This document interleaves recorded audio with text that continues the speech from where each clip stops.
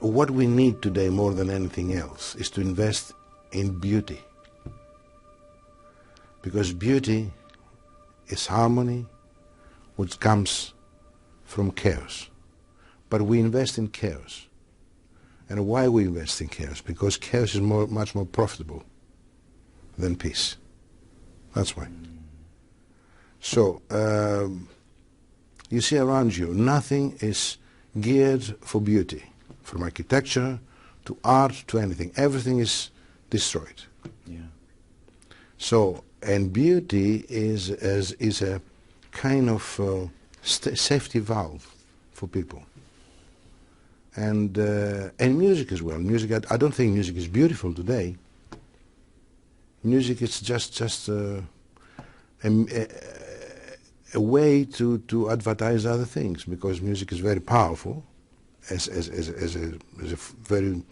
force, and then through music we can advertise anything we want. You know, I wonder, you've lived through the 60s. I've lived through the 60s, and you know, we saw that period and all of the upheaval that came out of that period. And there was a lot of music that came out of that period. Some of it was you would probably say was pretty good. Others of it was probably not so good. Do you think that there is an opportunity in this period that we're living in now for some pretty exceptional music? I don't know. It's been, as you say, it's been a lot of music. I can say innocent music and maybe manufactured music. And then we went through the manufactured music for years and years and years and years. And then record companies, they became very, very, very, you know, hungry, and, you know, when music becomes a product and a record company becomes an industry, then what do you want to say? You know, something is wrong about that. Yeah, yeah. And yet you were really a part of that system, weren't you? 50, 51, 52 recordings? Yes and no, because when I started with this, I had the impression that by being successful, which unfortunately I've been, yeah. You know, I will be able to do things that actually are different. But more successful you become, more, you know, more prisoner you become to the system, because they don't allow you to do things. Success didn't buy you in your career more freedom? No, on the contrary. Explain that. I would think if you're successful, you get an opportunity to say, no, I don't want to do that. I don't want to go on the road and do 100 cities in 100 days, right? You become a product, okay? And the record company invests in that. Now, if you are Coca-Cola and you want to change the taste, what's going to happen? Okay. You have to keep it until you die. That's why people that actually they are at a certain age today, they're still doing the same and they look ridiculous. Because they don't dare changing something. I didn't start in this business because I wanted to become a pop star or a star or whatever. I was trying, you know, to do something, and I had to fight from inside, not from outside. Yeah. But it's very, very difficult, extremely difficult. Because for my interest is music, is not to become famous and to give concerts, as you say.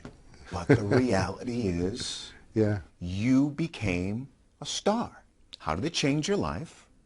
How did it, as you're telling me now, limit your choices? It does limit the choices, yes. Choices of expression, yes. Choices to buy, for example, a nice car and a nice house, no. But this is not the goal, this is not the target. The target is when I was really very, very young, I thought that by being successful, I will be able to do more. But no, you can't. I mean, Child So Far is 30, how many years, 35 years ago, and it's just like a stump. You can't get out of it. Let's put it another way. Yeah. You have the music and you have the composer. Who drives who? If, for example, the music drives the composer, the result will be honest and healthy. If the composer drives the music, the result will be dishonest and record business. It's easy. I mean, music is the most important thing. I'm serving music. I love the stories, and I wonder if some of this Which one? has become a bit of an urban legend with you. Which one? But I love the stories of your youth and you coming to music. And what was it? Was it just sounds that piqued your interest? Were you shown the piano? Did you find the piano? How did that happen? Did music find you? Did you find music? I don't remember. I just found myself sitting on the piano. And that's it. And it just happened. It just happened. It just happened, and I don't know. Until now, I don't know how to explain that. Because this is crazy. There are a number of people, okay, who have gone on and had remarkable careers who don't have formal training. Yeah. And you're one of those people who has made amazing music throughout a career and can't point to formal training at all. So how do you explain your creative process, this idea of being a vessel for music? Okay, because we call formal training when it comes to music schools. My formal training was nature. My teacher is nature itself. My teacher is music itself. What does that mean, Vangelis? I'm talking to you. You are music. I am music. Everybody's music. It's a mathematical equation. It's the way that you perceive things, that you see things. Doesn't mean that you go into school and you become a musician. Most of the schools, they teach a repertoire, but not music. Yeah. Music is a different thing. It's not what we think today. It's one of the most important things that do distort it, like many other important things. You see, we talk about peace, is distorted. We talk about love, is distorted. We talk about music, is distorted. You know, we have to just a little bit think, maybe at night when we're alone. What is this? What that means? The other one doesn't. What it means? What is music? What is you say love? What is all those kind of things? Not the cliche things. So you We'll go think with deeply cliche. about these things. Yes, because they're the most important. Have you come to any conclusions about music, about love? Yes, of course. But I told you. I mean, you asked me what's the formal training. I told you it's nature. So in order to say that, the conclusion is that nature music is exactly the same thing. The universe is music. I mean, each one of us is a galaxy. You are a galaxy, I'm another galaxy. You know what I mean? And if you go to microcosm and you go with a telescope, it's exactly the same thing. Exactly the same thing. So music is not, to pick up a guitar and go and make, as we say, gigs, right? And to be successful. And also another thing that drives me crazy is the obligation to be successful. Why have to be obliged to be successful? Why have to be obliged to... Because you have to feed a system. Now you're talking. Why? So if you know those kind of things... You're bringing me around to your point of view. Why you make me say that? Yes. You know. This amazing night, the opening of the amphitheater, the Katara Amphitheater here in Doha. First of all, the invitation and why you agreed to come. So I decided that because, it's very rare to see a country that appears to be interested for education, art, science, whatever, culture and all that. And then for me, this is the key against the crisis today. Because we're talking about crisis all the time, which is a result.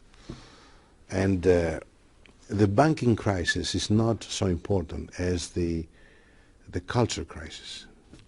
So when you deal with culture and you deal with all these other things, then I think you can manage the rest easier.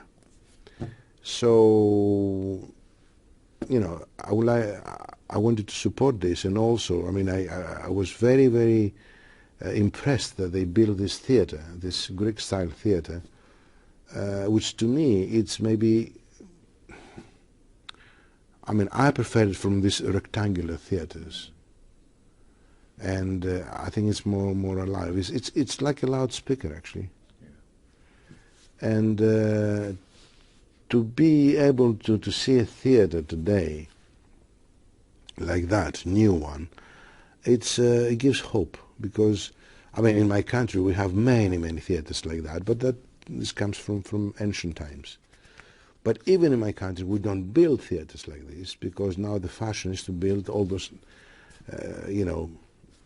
amazing, I mean, places that you don't feel special when you get in. You don't feel that you're going to see something special. That's worth the trouble to go there. My understanding is once you came on board, some of your friends and colleagues came on board as well. We had a very good team.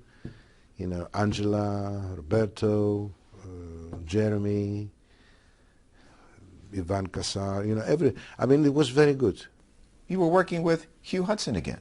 Oh yes, that was a great pleasure, because we work after, since Sergio Fari we never worked together, and he's responsible about the whole filming and the making of and all that, and we've been together. It was really a great pleasure.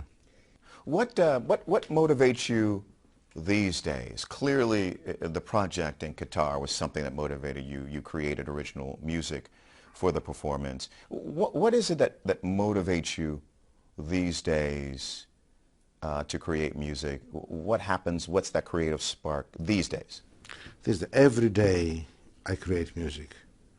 I didn't create music only for Qatar, this period. But the reason that I did that for Qatar is because of this approach. Because for the first time I see a country that shows interest to something which I think the people needs more than anything else today. Because all the rest and all this misery comes because we don't have what I called before beauty, the quality of life. And quality of life is not money. Quality of life is something else. Like, for example, civilization is not technology. I'm not against technology, of course. But can you imagine high technology without civilized people? How dangerous it can be? Mm. So I think the moment that Qatar is trying to do something like that, I have to, to support this, because this is a part of my beliefs. Yeah. And that's why, what I can say, although maybe it will never happen, I don't know, I hope that it's going to happen. But in order to happen, we have to help. Yeah. Each one of us. Do you have a need at this point to produce more records? Do you have a need? No. I compose music every day. Yeah. Do you have a need to, I don't know, either through the internet or whatever else, to get that out to people, to have them hear it, to have them, maybe share what it is you're feeling, thinking, and influence this kind of the kind of world that you'd like to see? Sharing is very important, but as I said, I don't want to impose. So the moment, if you go through the system, then you have to impose things. It's a very, very dangerous game. Yeah. It's against my principles. Being in a kind of situation which, in one hand, they do exactly the contrary to what you believe, right. And the other hand, you try to keep the balance. It's a very difficult thing. Right. Speaking of sharing, you know what? I've spent some time with you now. You have a wonderful life. You have... How do you know? Well, because, can I tell you something? I will tell you, just from the people that I've met around you, yeah. They would lead me, by extension, to believe that you've got this wonderful life. I wonder why you don't share more of that. I mean, you don't play the Facebook, the Twitter. You really don't share much of what I think is a pretty wonderful life of friends, of love, achievements. Because I think I don't want to flood people with myself. There are enough problems, enough things, and they have maybe other people who they love doing this. I just prefer to stay, low-key and do my work and compose. And whoever wants to listen to the music, it's okay. And if I can help in any way, like I tried in my own way to do it now, after this proposition from these wonderful people from Qatar. What else I can do? Yeah. And I paint, and I feel very happy like that, and I try to keep the balance like that. If I asked you to share with me sort of the best moments of your composing career, what would you point to? And I'm thinking, I would think the films. Maybe you wouldn't. I would think maybe Blade Runner, maybe Alexander. But what would you point to as being moments when you feel as though, wow, you really got it right? You're talking about film music. Yeah. Right? I'm thinking film music. Well, Blade Runner was very important because, again, it was very prophetic. And if I did it, it's because I felt it. I felt that we're going that way. And look around you, even in Doha. The buildings. You see Blade Runner in Doha, right?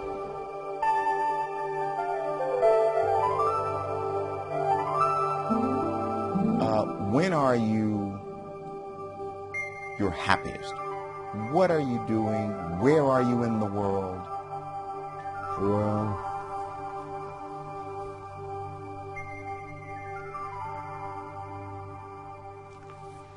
Well, I use this Oscar Wilde quote. They say, it's not such a thing as happiness, only moments of happiness. And those moments of happiness, they can happen everywhere. Everywhere. Any moment.